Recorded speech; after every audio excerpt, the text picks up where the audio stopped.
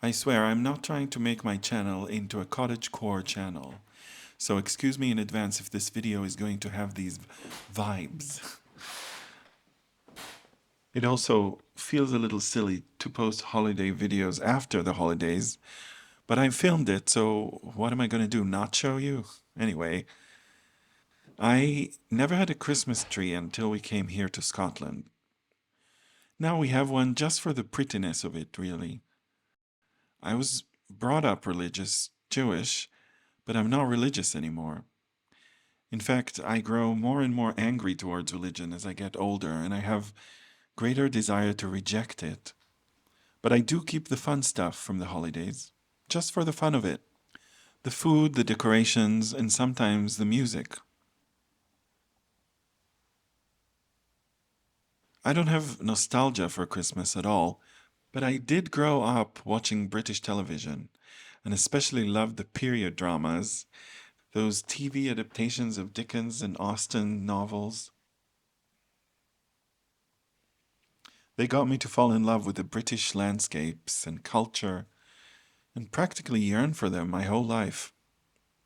It's a funny thing to fall in love with a place and long for it way, way before ever even visiting it.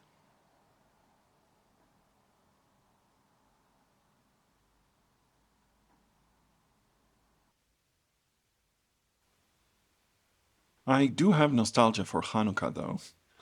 My mom passed away in 2018, and since then, all the holidays have a sense of sadness around them, so I try as much as possible to make them as indulgent and as colorful and cozy as I can.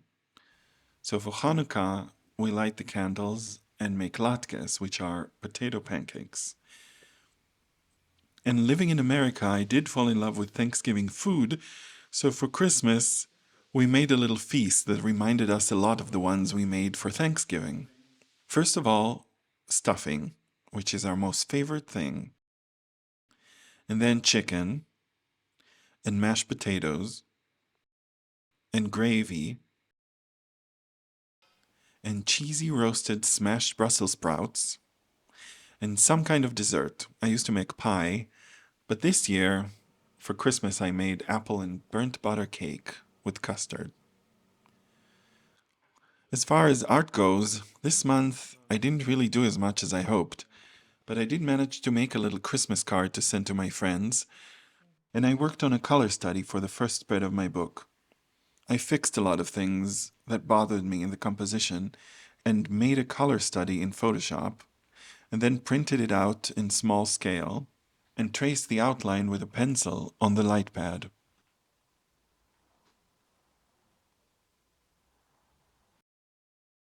Then I started to color it as closely as I can to the colors I chose on the computer. I do it on the computer first because I can go back and forth on the color choices, and it makes the process a little bit easier than trying to choose colors on the paper. Just a little bit easier because making so many choices is always very draining, especially since I tend to change my mind so many times. I didn't finish this color study partly because of how many times I went back and forth on it. But it does tend to get easier down the road. There's less and less choices to make, and you get more acquainted with the color palette of the book and familiarize yourself with that world you created.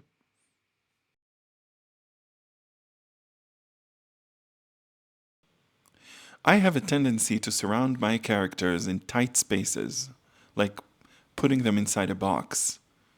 I'm not sure why, but this habit developed slowly with age, and it makes me feel oddly comforted and secure.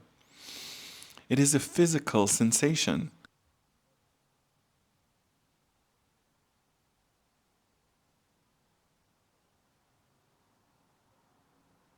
For example, turning the sky around this little house darker made me feel physically better, like pulling a curtain closed on a day when the light is too harsh.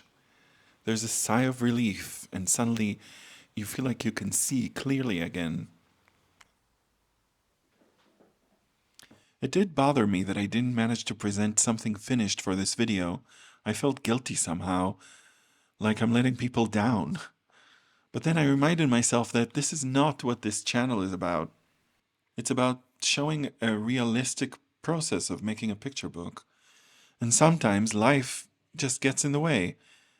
And the things that you thought would be easy and take very little time stretch for way longer than you thought. I seriously thought it would take me just a few days to make this color study. How wrong I was. But in times like these, when you're fixating on the problems and all you can see is mistakes, you actually should slow down, sometimes even walk away for a bit, and then come back, and suddenly you'll know clearly what has to be done. And part of the point of this channel is for myself to see realistically how much time it would take me to make this book. And not from a place of judgment for myself or criticism, but just simply to observe and witness and acknowledge that the art is being made.